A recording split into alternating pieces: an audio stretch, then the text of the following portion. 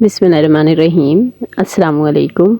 ज़रब करीम से आज का इंतखाब अल्लामा इकबाल की नज़म मौसीकी के उन्वान पर।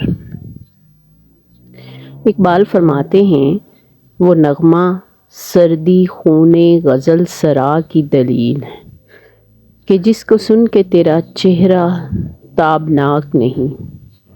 नवा को करता है मौज नफ्स से ज़हर आलूद, वो नए नवाज के जिसका ज़मीर पाक नहीं।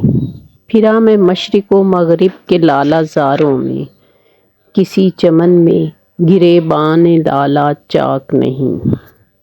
यहाँ इकबाल अपना नुक्ता नज़र ये बयान करते हैं कि जिस नगमे को सुनकर तेरा चेहरा रोशन और चमकीला ना हो जाए तो समझ लेना चाहिए कि वो नगमा गज़ल गाने वाले का खून ठंडा होने की दलील है।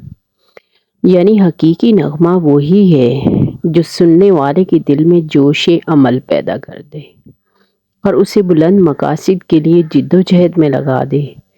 जिसमें ये खूबी ना हो, वो गाने वाले की बेहिम्मती की एक तस्वीर होता है।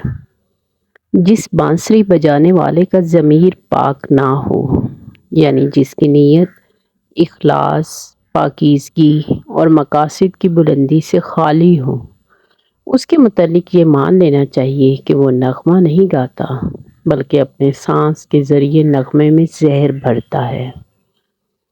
फिर वो अपने हवाले से बताते हैं कि मैं मशरिक़ और मग़रिब के लाला ज़ारों में फिर चुका हूँ।